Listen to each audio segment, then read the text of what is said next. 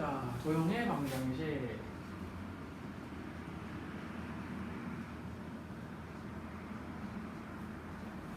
이 단원에서 여러분들한테 하라고 하는 게 몇 가지가 있는데 그 중에 첫 번째가 뭐냐면 길이야. 길이, 거리. 도형 간의 거리를 구하라고 주문을 합니다. 그 다음 두 번째가 이제 뭐냐면 좌표 관련이야. 좌표 표현이거든. 자, 이제 이게 무슨 말이냐면은 우리가 처음에 배우는 가장 기본적인 형태의 그 도형은 뭘까? 가장 기본적인 도형 점이거든. 점부터 도형이 시작돼. 우리가 어떤 삼각형, 그러니까 입체 도형 그 다음에 이제 삼각형이지. 그 삼각형을 그리려면 선분을 그려야 되잖아. 그리고 선분을 그리려면 먼저 점을 찍어야 돼. 근데 점을 만들려면 뭘 해야 되냐? 점이 제일 작은 단위니까 점을 찍어야겠지 당연히. 자, 아무튼 이제 길이를 구할 때, 거리를 구할 때 제일 기본적으로 구해야 되는 거리가 뭐냐면 점과 점 사이의 거리야.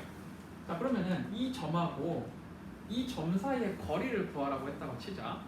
참고로 수직선에서 이 점은 마이너스 1을 의미하고 이 점은 플러스 4를 의미한다고 해볼게. 그럼 얘들아, 이 점과 이 점 사이의 거리가 얼마일까? 5가 되겠죠. 5가 되지. 어떻게 구했어? 앞에 부분에서 뒤에 부분을 빼서 구한 거지. 그치?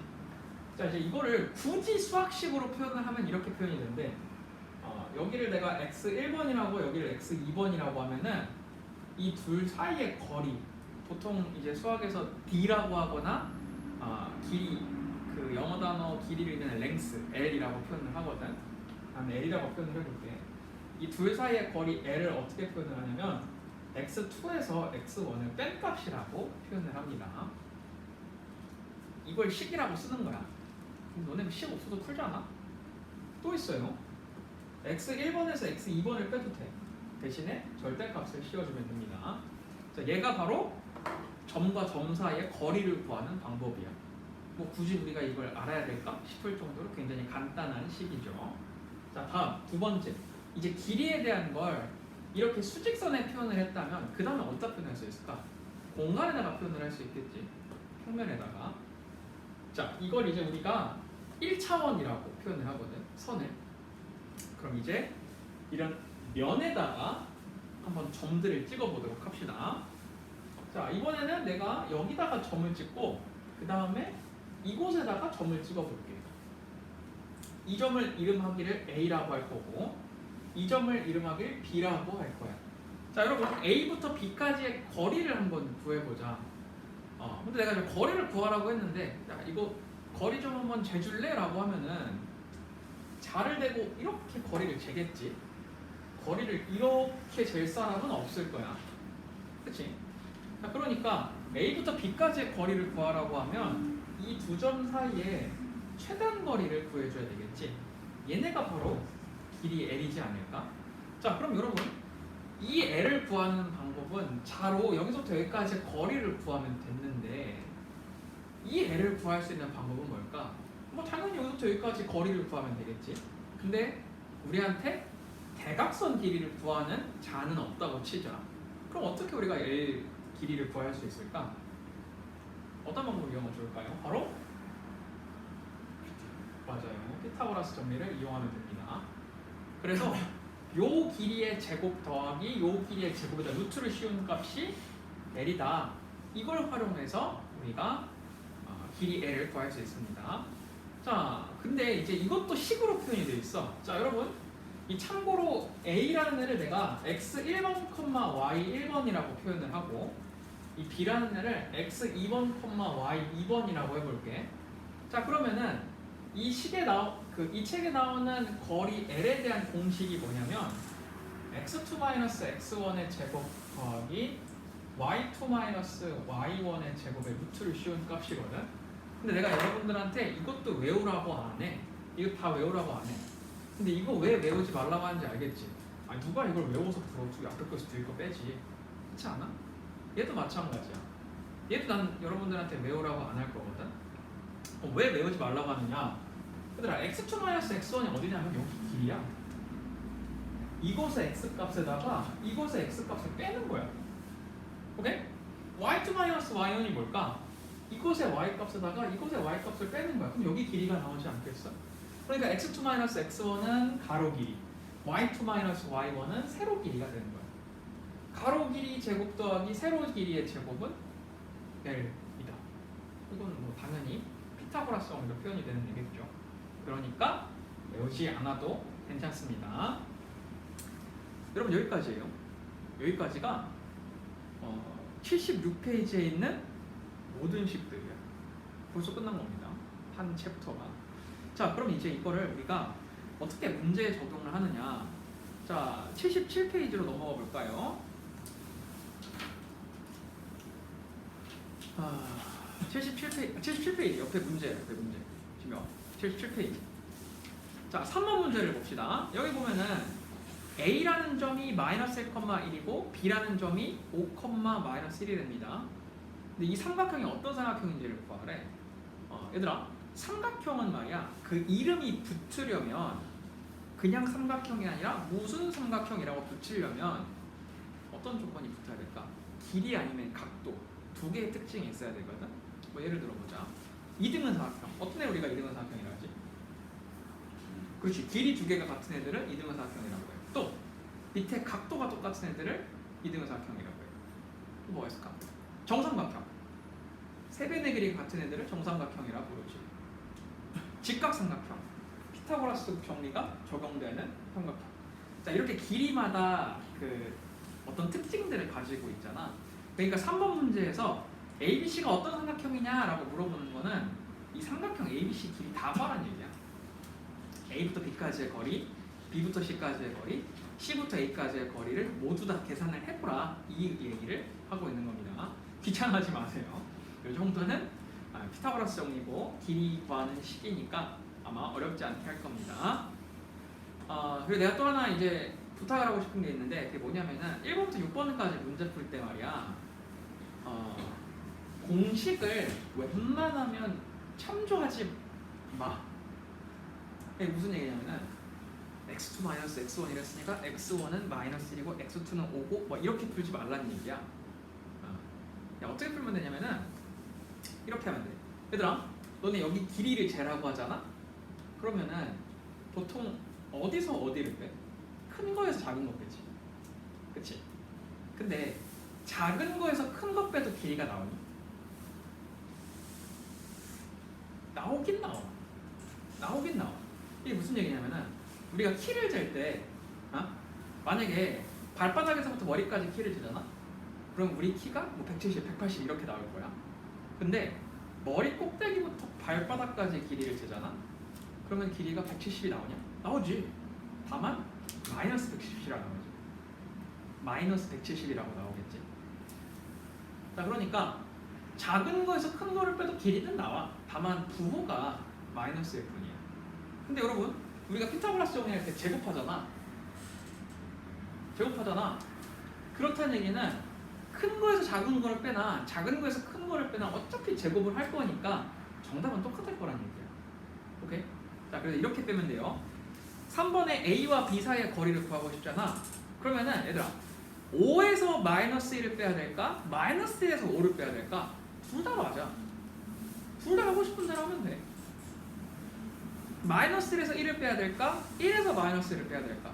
둘 다 맞아. 둘 다 해도 돼. 대신 지켜줘야 되는 게 있어. 뭐냐면은 A에서 B를 뺐잖아? 그러면은 X값도 A에서 B를 빼야 되고 Y값도 A에서 B를 빼야 된다. 그건 지켜줘야 돼. 자, 이 정도만 얘기합시다. 얘들아, 그 도형의 방정식이 시작이 되면은 아이들이 가장 짜증내하는 게 뭔지 알아? 그게 뭐냐면 힌트를 줄 때 직접적으로 안 줘. 돌려서 얘기해주거든. 이 무슨 얘기냐면은 힌트를 주고 싶으면은 좌표가 몇 콤마 몇이다 라고 알려주면 되는데 5번 문제를 봐봐.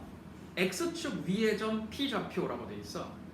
얘들아, 너네 X축 위의 점이라고 하면은 몇 콤마 몇을 의미하는지 아니?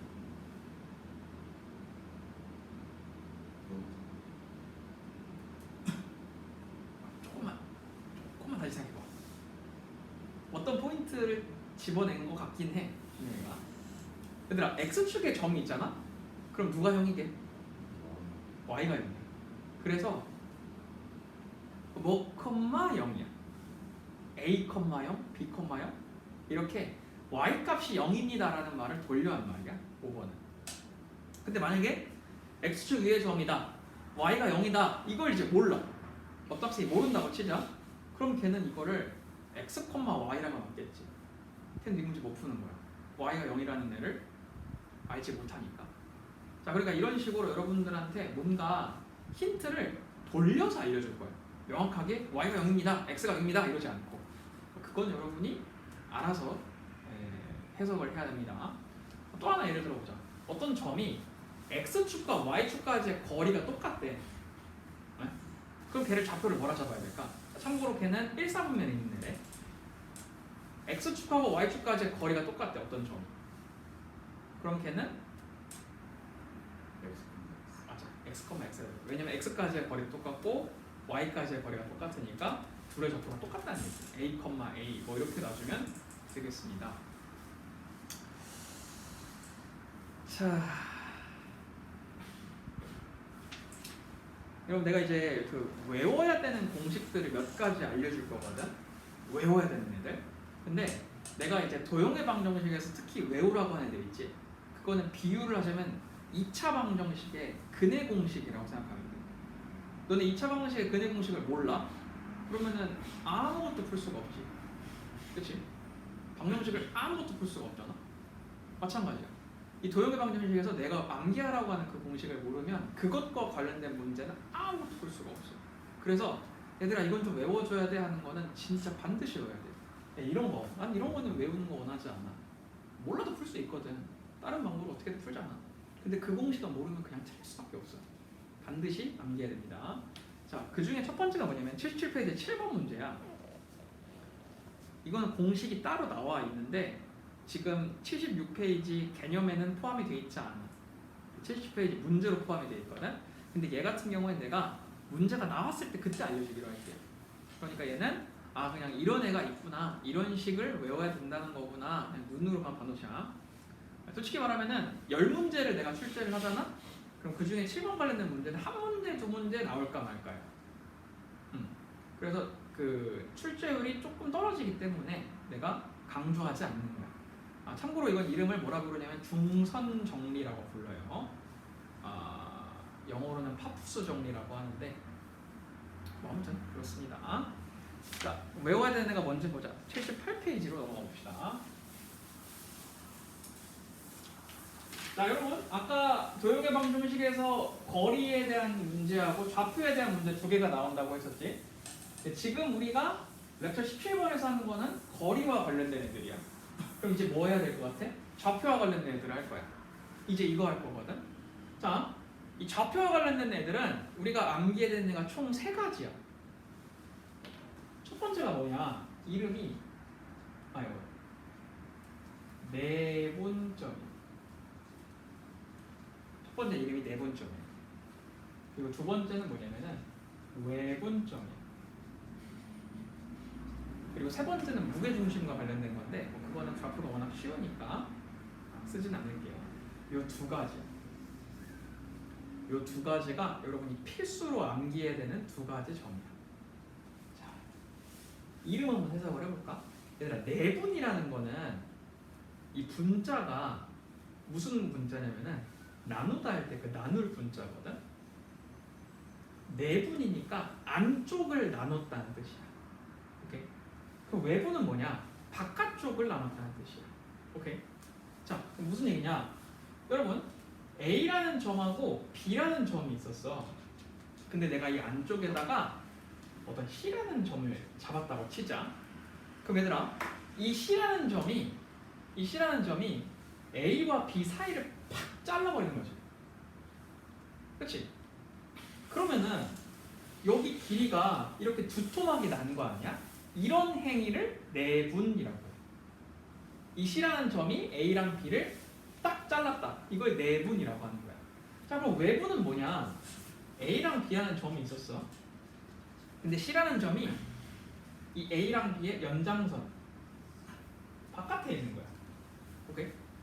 자 그러면은 이 C라는 점이 A와 B의 바깥에서 A부터 C까지, B부터 C까지의 거리를 나누고 있어. 그럼 이 행위를 우리가 외분이라고 해요.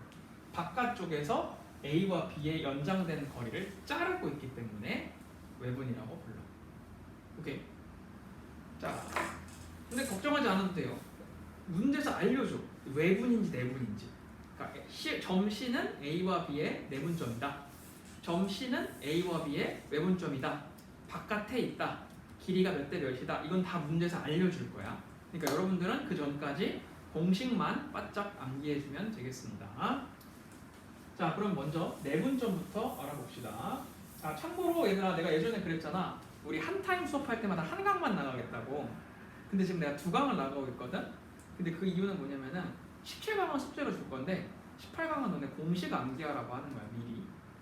네. 그러니까 숙제는 17강 부분만 일부 낼 거야. 여러분은 18강의 공식 암기를 먼저 해줘야 돼. 그래야 나랑 다음 타임에 79페이지 문제 풀 때 따라올 수 있어. 나 혼자 막 공식 적용하고 있는 꼴일 거거든. 여러분도 어느 정도 공식을 알고 있어야 돼. 자, 렛츠고. 우선 내분부터 해볼 건데 당연히 어디 내분을 할 거냐면은 1차원식의 내분을 할 거야. A라는 점과 B라는 점의 안쪽 부분을 내분할 거란 얘기야. 자, 여러분 내분을 얼마나 할 거냐면은 여기서부터 여기까지 2대 1의 비율로 한번 내분을 해볼게. 2대 1의 비율로.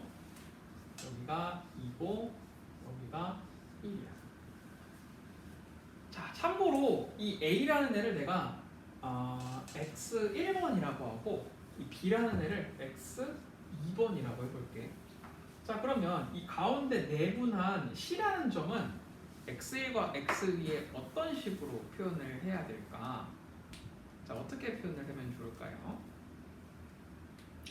어떻게 표현을 할 거냐면은, 자, 먼저 여러분 2랑 1을 이 비율을 더하는 거예요. 비율을. 오케이? 자, 비율을 더해서 얘네 비율을 더하면, 자, 봐봐요.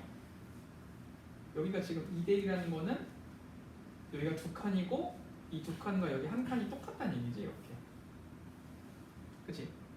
자, 그럼 A부터 여기까지, 여기부터 C까지, C부터 B까지는 모두 다 똑같은 비율인 거잖아. 그러면 여기 전체 길이를 3등분을 하는 거야. 오케이? 3등분을. 자, 그럼 봐봐요. 여기 전체 길이가 얼마지, 먼저? X2번 빼기 X1번 아니야? 그치? 그걸 3등분한 거야. 그러면은 이 하나의 등분이 거리가 얼마일까? 3분의 X2번 마이너스 X1번이겠지. 맞니? 그럼 여기도 3분의 X2번 마이너스 X1번이겠지. 맞나요? 여러분? X1번에다가 이거하고 이거 플러스 플러스하면 얘가 나오지 않겠어? 이거 한 개만큼의 거리가 3분의 X2 마이너스 X1이라며? 그럼 X1번에다가 이거 더하고 이거 더하면 얘가 나오겠지. 그치? 자, 더해봅시다. 여기가 누가 되냐면 X1번에다가 3분의 X2 마이너스 X1을 두 번 해주면 되지, 이렇게. 자, 그럼 결과 C는 얼마가 나올까? 이 C라는 애는 값이 얼마가 나오게 되냐면 3분의 2 마이너스 해주니까 1x1에다가 더하기 2x2가 됩니다. 이렇게 되는 거야. 이게 C의 값이 되는 거지. 자, 여러분. 근데 이걸 보여준 이유가 뭐냐면 앞으로 여러분들은 그럼 나올 때마다 이거 다 자르고 앉아있어야 되냐? 당연히 그거 아니야. 뭘 보라는 얘기냐면은 이 x1과 x2 그리고 비율 간의 관계를 보란 뜻이야. 오케이? 자, 보세요. 먼저 우리가 C의 값을 구할 때, 내분점을 구할 때 이 분모값이 비율의 합으로 이루어져 있지. 그치?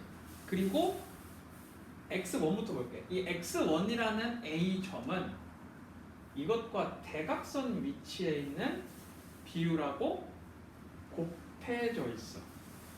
그리고 x2, B라는 점은 이것과 대각선 위치에 있는 비율 2와 곱해져 있어. 보여? 그래서 이걸 우리가 이제 내분점에 대한 식으로 표현을 해보면 다음과 같습니다. 여기 비율을 내가 m 대 n이라고 하잖아. 자, 그럼 C의 좌표가 얼마가 되냐면 m 더하기 n에 m x2 n x1 되는 거야. 이렇게. 얘가 바로 내분점 공식이에요. 오케이. 자, 그러면 이제 이 내분점 공식을 y좌표까지 한꺼번에 적어주겠습니다. 자, a라는 점이 있고 그리고 b라는 점이 있어. a라는 점의 좌표는 x1, y1이고 b라는 점은 x2, y2래. 자, 그런데 이 중간 지점에 c라는 좌표가 생겼어.